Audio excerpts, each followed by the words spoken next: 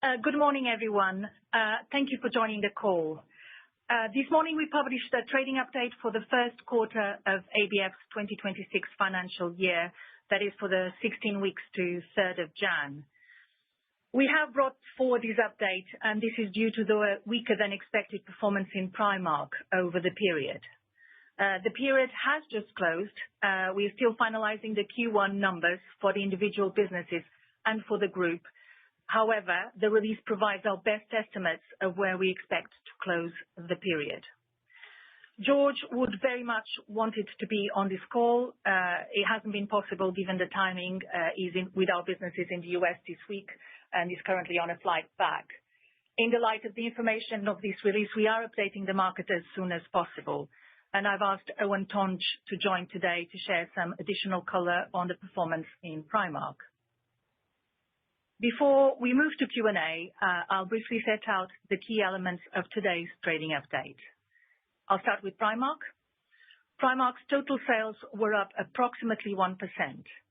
Performance between our different markets was mixed, with a continuation of the same trends we had in the second half of 2025, and which we highlighted in November.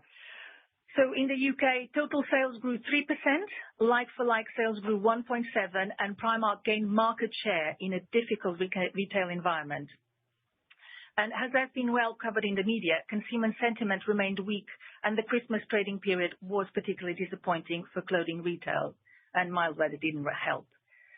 However, as we set out in November, the range of actions we've taken in the UK to improve Primark's customer proposition has continued to drive an uplift in sales.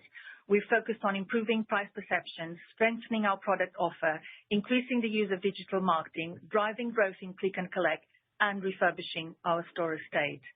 We've seen good results from actions to date, particularly in women's wear, and there's much more to come. As I say, Eoin will be able to provide some more color on these. In continental Europe, the consumer environment has continued to be tough, without any meaningful improvements over Christmas for our consumers. We are focusing on value we offer our customers in those markets, but we haven't yet rolled out those same initiatives that we had in the UK, although they are now underway, and given the positive reaction we've seen in the UK, we do expect this to drive improved performance in Europe in the coming months. Again, Eoin will provide more detail. In the US, the retail environment has been volatile, and this impacted consumer sentiment and footfall. Across markets, our new store rollouts were well executed. We opened 11 new stores in Q1, and as expected, new space contributed around 4 percentage points to Primark's total sales growth. We are particularly pleased to have opened our first franchise store in Q8, which has been trading very well. Overall, Primark sales growth in the period was below our previous expectations, and we now expect Primark sales growth in the first half of 2026 to be in the low single digits. In a difficult trading environment, we significantly increased markdowns to manage inventory levels effectively, which has impacted profitability. We have a broad range of initiatives in place and planned for the coming months, which we expect to drive improved sales and profitability, particularly in Europe. However, if Primark's current sales trends were to continue in the second half, we would expect the adjusted operating profit margin for the full year to be approximately 10%, similar to the first half, as we continue to invest in growth. It should be noted that the first half of 2025 had a non-recurring benefit to profit of 20 million. Moving now to our food businesses, where we had a mixed performance in Q1. In the US, as we said in November, we had expected ongoing consumer weakness to lead to lower sales. We have seen a worsening in this trend. In our cooking oils and bakery ingredients businesses, the impact has been more acute than anticipated, and we are more cautious on the outlook. As a result, we now expect both grocery and ingredient segments to deliver adjusted operating profit for the full year that is moderately below last year. In grocery, the effective phasing means the impact will be more significant in the first half of the year. In our UK bakeries business, we are focused on achieving regulatory clearance as quickly as possible for our acquisition of Hovis. we are making good progress, and we are pleased to have now moved into phase 2 of the CMA's review. For our other food businesses, sugar and agriculture, there's no change from the guidance we gave you in November. For the group, we now expect group adjusted operating profit and adjusted EPS to be below last year. With that, I'll hand you over to you for questions. Ask a question. Have we got questions? Oh, thank you. As a reminder, to ask a question, you will need to slowly press star 1 and 1 on your telephone and wait for your name to be announced. We will now go to our first question. One moment, please. And your first question today comes from the line of Richard Chamberlain from RBC. Please go ahead. Yeah, thanks. Morning, guys. Couple of questions, I guess probably for Eoin, if you're on the line, Eoin. Happy New Year, sorry, first up. But the first one would be, given the accelerated sort of channel shift online we seem to be seeing, particularly in mainland Europe, is there anything that Primark can do to accelerate its digital strategy in Europe? You know, I'm thinking about click and collect plans, use of stock checker, that sort of thing, improving the digital experience. That's the first one. And then in terms of Primark US, is that a market thing, do you think? Are we seeing sort of consumer weakness, particularly in sort of Primark segment there? Is that across the board, or has that been sort of concentrated in certain areas of the US? Thanks a lot. Thanks, Richard. I'll start, and then I'll hand over to Eoin, if that's okay. So the channel shift to digital in Europe, well, we are continuing to work on digital initiatives, and certainly in the UK, our digital presence, and we do have click and collect in all our stores, is helping to drive the push on those initiatives. For the US, and the reason why I'm answering the question, it is a theme across not just Primark, but there's definitely a lot of volatile consumer behavior, and we do feel the environment is volatile, not just for Primark, but as we pointed out, for other US businesses, particularly US oils and our bakery ingredients. Eoin? Yes, good morning all, and Happy New Year to all. So look, on the European piece, look, of course there's more we can do on the digital side of things. You know, I think it'll take a little bit of time to get transactional, like click and collect into some of the countries, but we can do more before that. I mean, interestingly, I think if I look at sort of performance in Europe, and particularly if I look at some of the categories, particularly that have underperformed, it's not, I would say, online competition that where we've really suffered, if you will. It's more bricks and mortar competition. But that being said, I think the future of direction of travel is for us to get more digital into Europe, and I think that's somewhat inevitable. Now on the US, yeah, nothing more really to add to what Joanna already said. I think you know, like as we said in November, like I mean, I think it's just going to be a very bumpy road. You know, I think with the tariffs and with everything else that's going on, I mean, I think it's just it is just a challenging environment. I think we'll navigate through it. It'll probably be another 12 months, is my guess of sort of like, you know, uncertainty, volatility. But we just have to navigate through it. I don't think it makes much difference to the kind of sort of our sort of long-term point of view in relation to the US. Got it. Yep. Okay. Thanks very much. Thanks, Richard. Thank you. We will now take the next question. And the question comes from the line of Jon Cox from Kepler. Please go ahead. Yeah, good morning, guys. Happy New Year to you. First question, just really on the plan for the review of the split of the two businesses.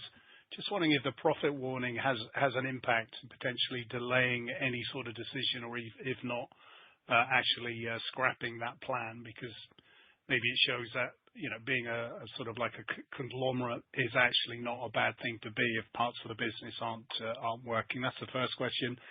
Second question, just on that, am I understanding you right, Eoin? You are saying that Click and Collect will ultimately be rolled out into Europe. I don't think I've heard you say that before. Thank you.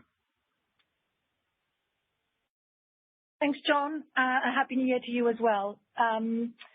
The review of group structure, well, as we said, it is ongoing. The decision has not been made, and we will update in April, as we said. Just to remind of a couple of the things we said at that point in time, the purpose of the review is to assess the long-term benefits of the separation.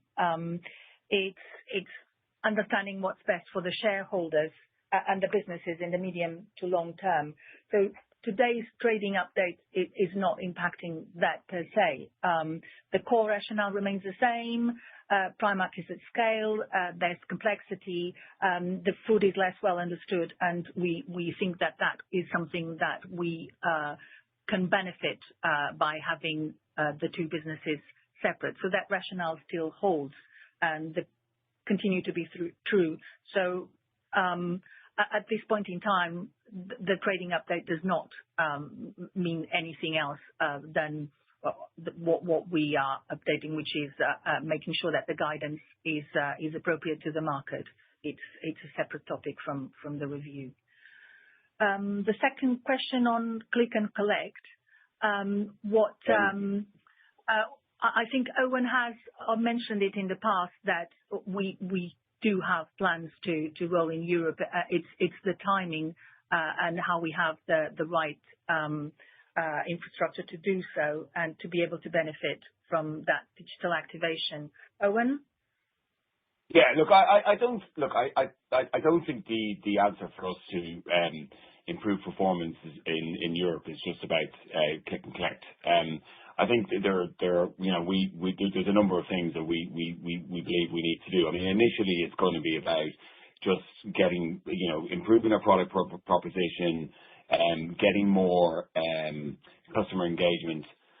I think they're the priorities. I mean, we feel pretty good that we can get back on the front foot into Europe on the back of that.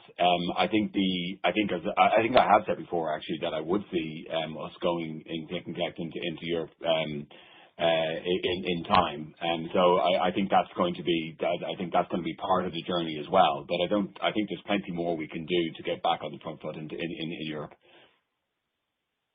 I wonder if I just quickly follow up on grocery and the weakness there.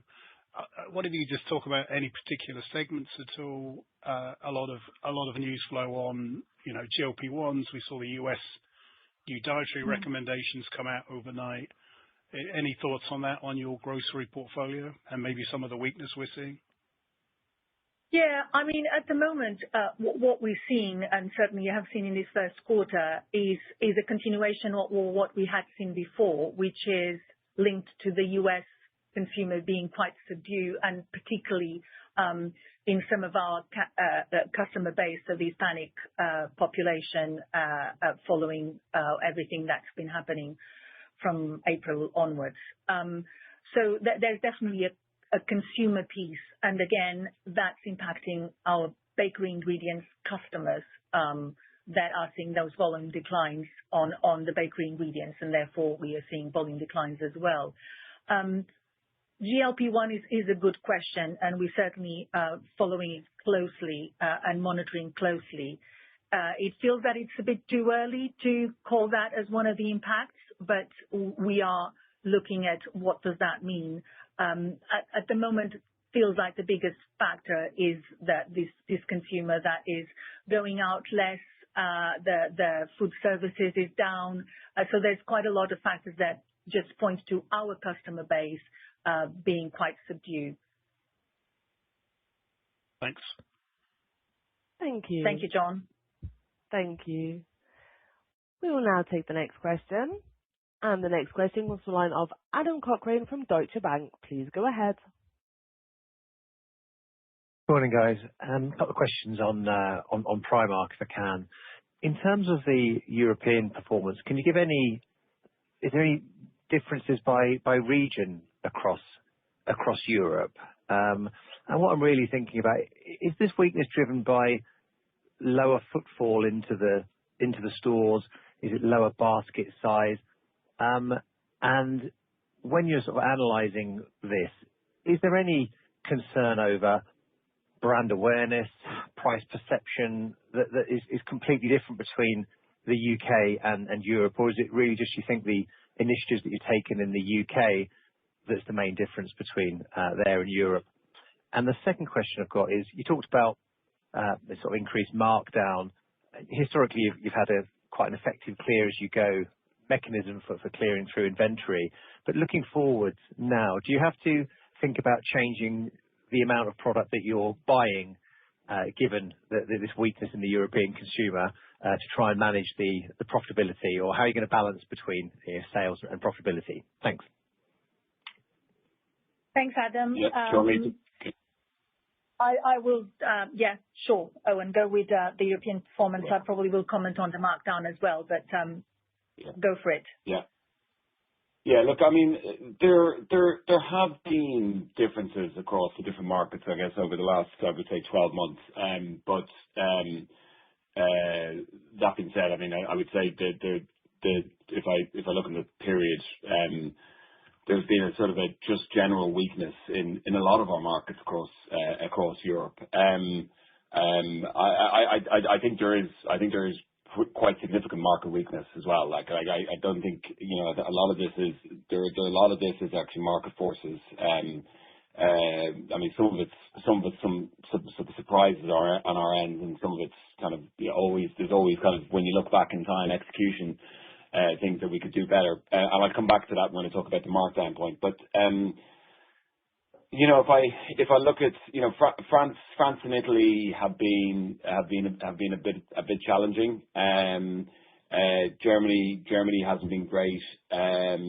Spain's been okay. It didn't have a great Christmas, not that dissimilar to what we saw in the UK.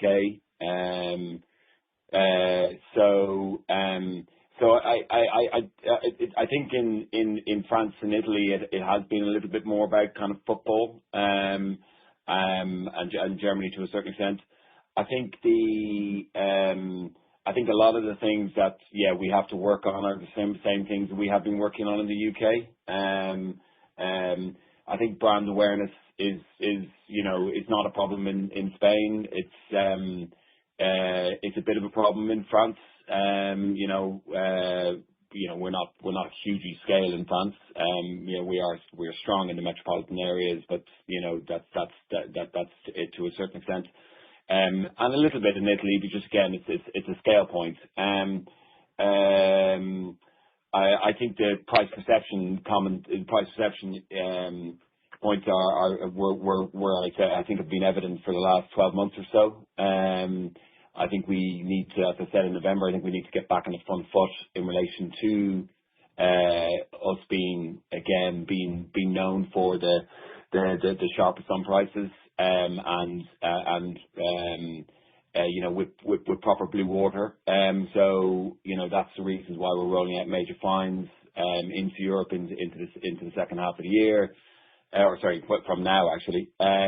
So I think a lot of those kind of things are the same, and like awareness, you know, there is definitely more we can do on the customer engagement side. You know, if I look at some of our competitor base, bricks and mortar in most cases, they are doing more on the customer engagement side of things. On the markdown, before I hand back to Joanna, look, you know, I mean, obviously we've been asking ourselves that question an awful lot in the last few weeks as to what you would do differently, etc., and so on.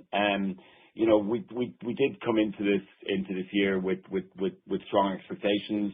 We didn't think they were unrealistic. They look now a little bit unrealistic, obviously in hindsight. But you know, I think some things have surprised us. I think probably surprised the marketplace. Cold weather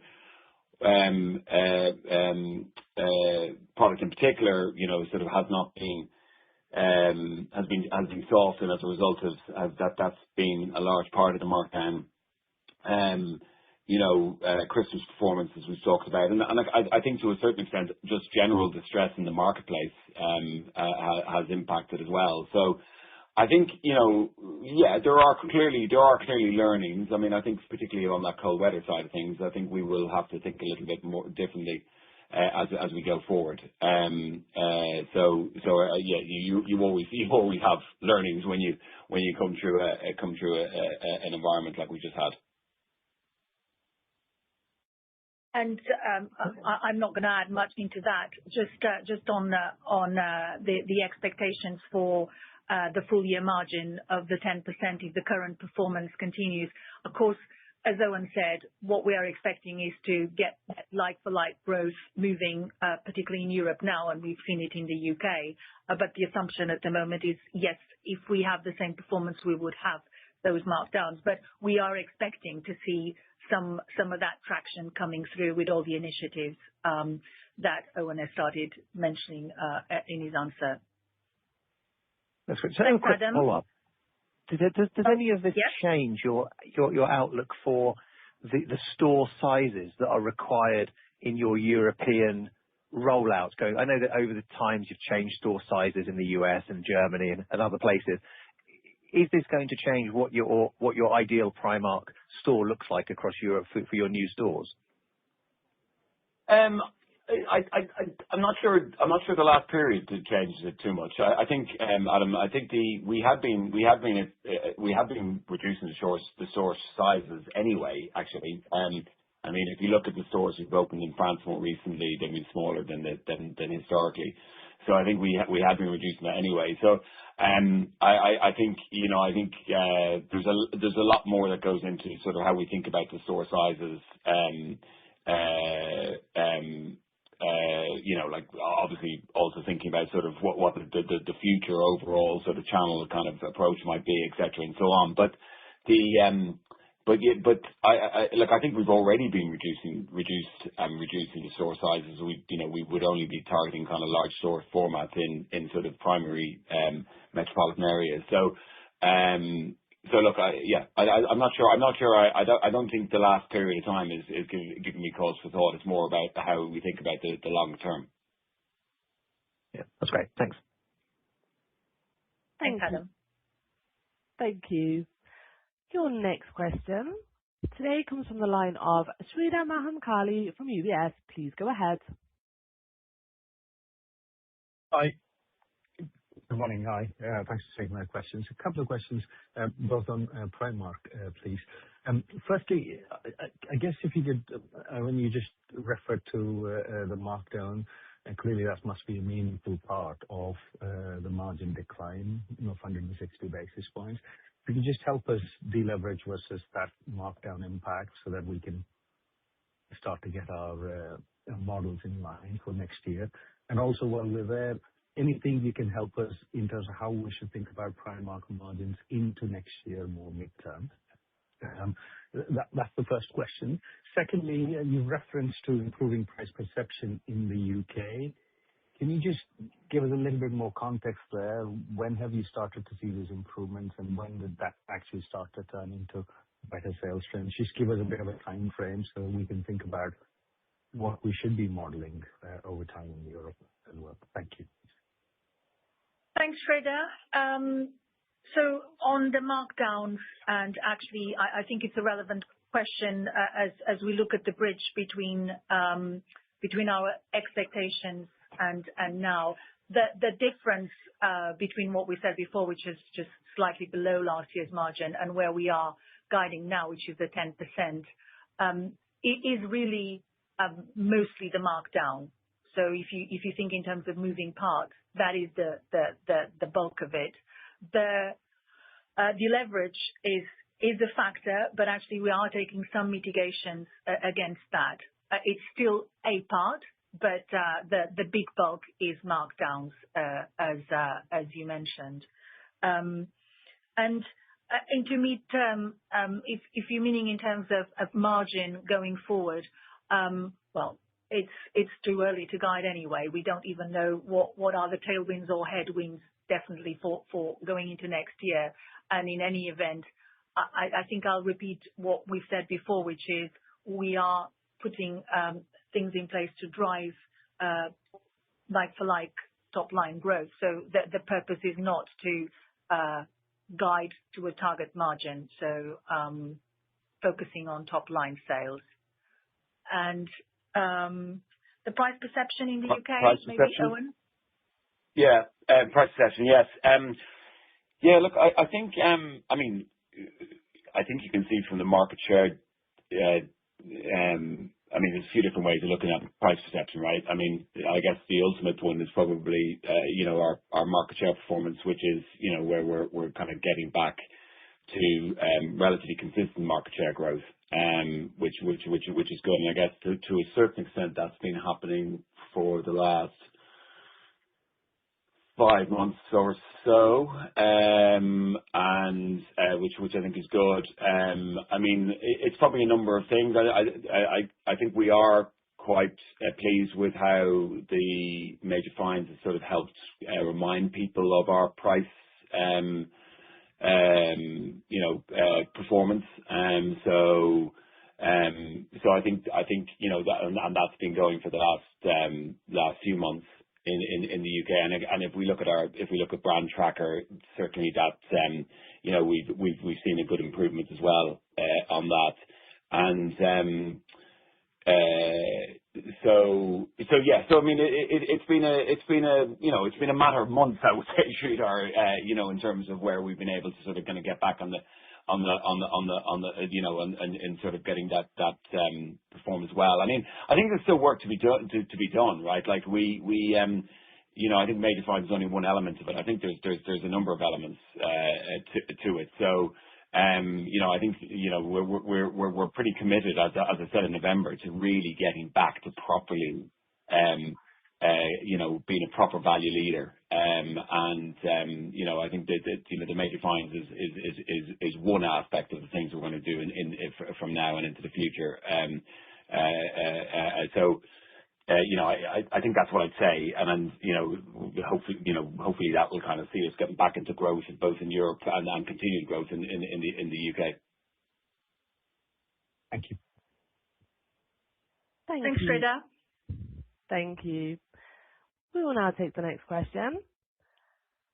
And the next question comes from the line of Georgina Johanan from JP Morgan. Please go ahead.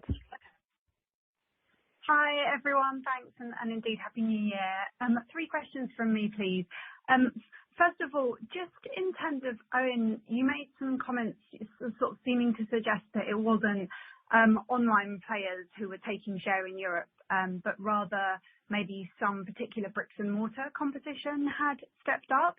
Am I understanding that right? And if so, is there a particular player who has improved incrementally? And is that a local player or a kind of a global player? Any colour on that would be really helpful, please. Second question, just in terms of the markdowns, is that spread quite evenly across markets? Did you experience a significant increase in markdown in the UK as well? I of course asked, given that market was in positive like-for-like territory. And then finally, just in terms of pricing in the UK, I know you're doing a lot of work around price perception, but I just wanted to understand, have you actually lowered like-for-like prices in the UK? And if so, by how much, please? Thank you. Thanks, Georgina. Happy New Year to you as well. I'll take the markdowns and then hand over to Eoin if that's okay. As you would see, the performance in the UK means that we would have more markdowns in Europe, but all that said, the markdowns were not predominantly in Europe. There was a spread across the different geographies, but less so in the UK. In terms of the other 2 questions, Eoin?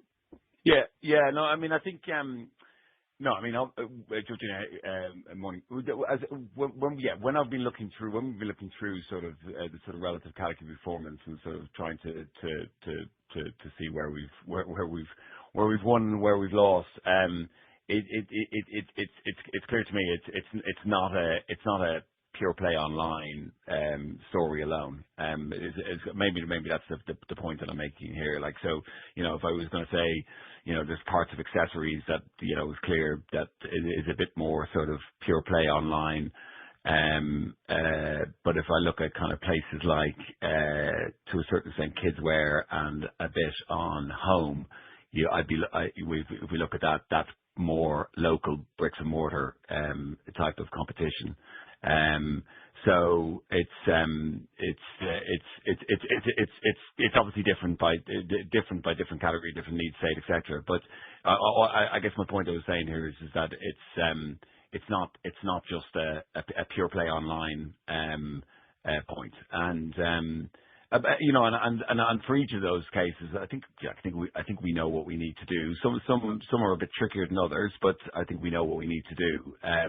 And some of it, you know, is increased competition. Some of it's, you know, I don't think we've executed as well as we could do, or at least we know what we need to do to adapt. So hopefully that helps. Pricing in the UK, no. I mean, the primary kind of pricing element that we've done in so far in the UK is on the major finds, which is much more selective pricing. So we'll watch the space in terms of what we might do into the future, but for now, that's all we've done. Yeah, so we have not moved like-for-like prices, Georgina. Thank you very much. That's really clear. If I just may follow up on that point on the bricks and mortar and sort of the competition. So it's not like you're saying there's actually been a step change in the competitive environment from a particular player or a new entrant or something like that. No, I mean, I think if you to look back a longer time, I mean, it's not, you know, I think, I mean, you guys know this better than as much as I do, is that there has been growth in the sort of the less more kind of pure apparel players, and there's been growth in those types of players. So and that's probably happened over time. I don't think it's not the last period of time. So in some categories, like for example, home, that has been there has been a step up in competition, but it's happened over time. Super clear. Thank you very much. Thank you. As a reminder, if you wish to ask a question, please slowly press star 1 and 1 on your telephone. That is star 1 and 1 to ask a question. We will now go to the next question. And your next question comes from the line of Anubhav Malhotra from Panmure Liberum. Please go ahead. Hi, team. I just had one more to add, and it's again back on the margin expectations at Primark. I mean, you've given us the full year expectations, probably more for a worst case scenario where the current trends continue for the rest of the year of around 10%. Maybe you could give us more color on what your base case scenario for Primark margins is, if the initiatives that you have put in to improve the performance do actually work. Thank you. Hi, Anu. Happy New Year to you. It's a good question. You're right. What we wanted to do is make sure that we provide the estimates and on if we were to continue with the current performance and having the impact of markdowns, bearing in mind the expectations we have on sales.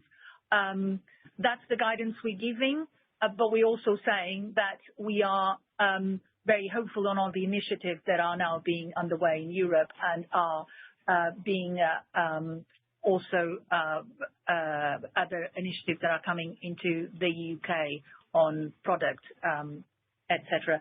But We haven't set a top scenario. I think what we're saying is that we absolutely hopeful on all those initiatives as we've seen them translate into positive like-for-like in the UK, but we acknowledge the challenges. Thank you. Thanks, Anoop. Thank you. We will now go to the next question. And the next question comes from the line of Warwick Okines from BNP Paribas. Please go ahead. Thanks. Morning, Joanna. Morning, Eoin. Firstly, I just wanted to come back on your comments about the sort of balance between the top line growth and the Primark EBIT margin. I know he's not on the call, but I think it's fair to say that George has sort of generally said that he's wanted a guardrail of comfortably double-digit margins at Primark through the cycle. I'm just wondering whether the sort of success of the investment that you've had in the UK in terms of driving like-for-like and market share has maybe persuaded you that you can actually get a better overall result by driving top line and accepting a lower EBIT margin. And then my second question is around the actual mechanics of the markdown and how you handle that through the quarter. Could you just talk a little bit more about what you actually did? We know the impact on the gross margin, but what did you actually do? Was this all red tickets, or does the markdown comment you make also include some of the value investments that you've been making, maybe adjusting the sort of first initial price? Thank you. Thanks, Warwick. I'll take the first one, and then I think Eoin can give some color on the markdown and the execution of the markdown. So the balance between top line growth versus EBIT. What we said is that we will focus on driving that like-for-like and top line growth, and the margin will come as a consequence. I know George is not on the call, of course, as you said. What we have said in terms of margin was that we were comfortable between the 11 and 12, but not to say that that was the only guardrail that we would put around the margin. And what we definitely tried to put forward is that the margin is not the objective. The objective is driving top line growth. But of course, if you've got growth, you will have leverage, and therefore there will be margin consequences. We are continuing to invest. Some of that investment will be phased. Some of it will be translating into medium and longer term growth as well. And that's why we said that the priority is that investment. If the initiatives are resulting into top line growth, and of course, that's what we're monitoring very closely as we rolling those out.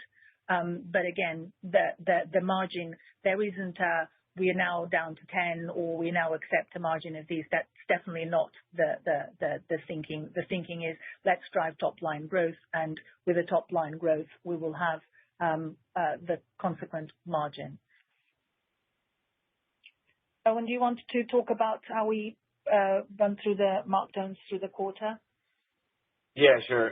Yeah, and by the way, I just echo what you said there in terms of where the focus and priority is which is on driving like-for-like growth. So, you know, we're not going to do anything stupid, but that's where our priority is. Yeah, look, I wouldn't say there's anything. I mean, I know it's not mean a great markdown period of time, but I mean we talked a little about the context of that already. But I don't think there's anything sort of particularly sort of different in terms of how we did the markdown through the period. The markdown we're talking about is what I'm going to call the traditional markdown. So it doesn't include any other sort of price activity that we talked about before. So you know, as we said, you know, like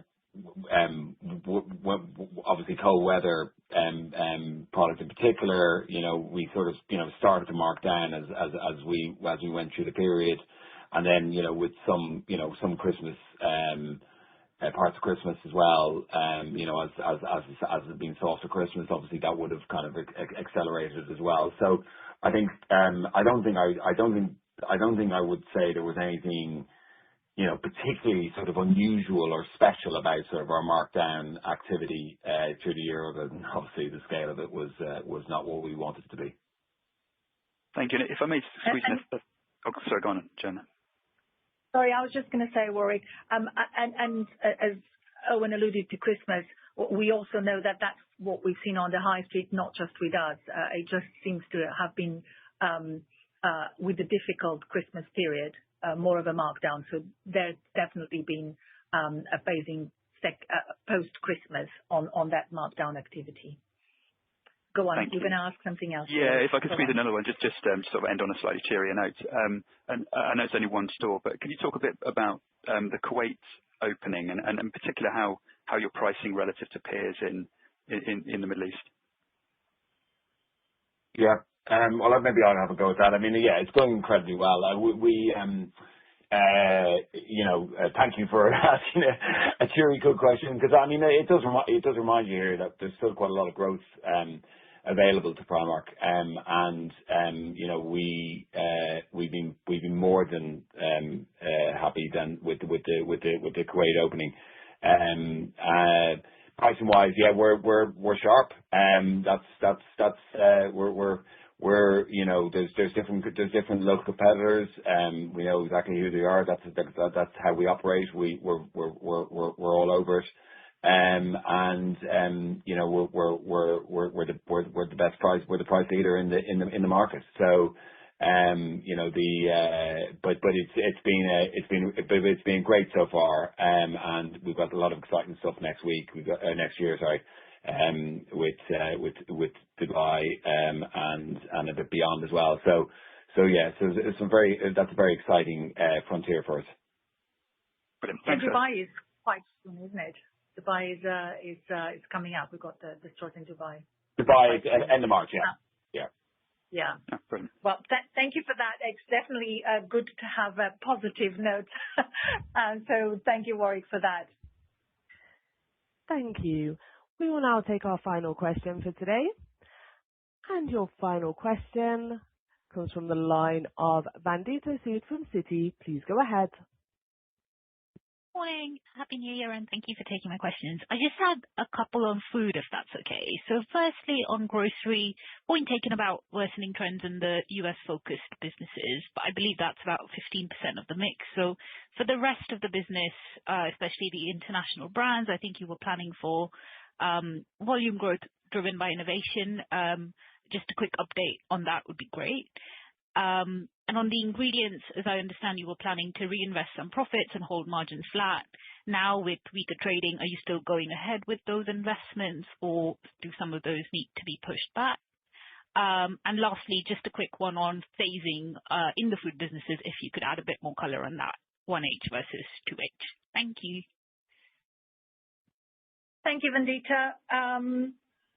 So let me take those ones in turn. So grocery, yes, the expectations we had on the US consumer and the fact that they're worse than what we had expected, as that translated into the first quarter, is really the reason for our decrease. Just in terms of your comment about how much the US business is compared to the rest, the US business from a sales point of view is around the 9%, which I quoted before. The profit is more than that. And just as a reminder, we have a joint venture as well, which is consolidated just on a profit basis. So the impact of that consumer weakness and softness on the US is more marked than just on the sales line. But you are very right to point out that the international brands had quite a lot of initiatives, and we're definitely seeing some of that innovation coming through. Twinings has actually performed very well in the first quarter, and we've seen volume growth absolutely on the back of those initiatives. We actually got more initiatives in the second half. So to your question around phasing, the first thing that I would note is in grocery, there's more there's a shift towards the second half with more initiatives, but also a comparator that is more favorable in the second half. In ingredients, the investments are going ahead. Yes, we've got weakness in our U.S. consumer, or actually our customers are seeing volume softness, but that doesn't stop us believing in that business. And of course, this is not about the short term, and we're hoping that volatile environment in the U.S. will abate at some point. Difficult to say when, but the investment proposition is very much one that we feel confident with and excited about. Did I miss something on your question? Oh, the H1, H2.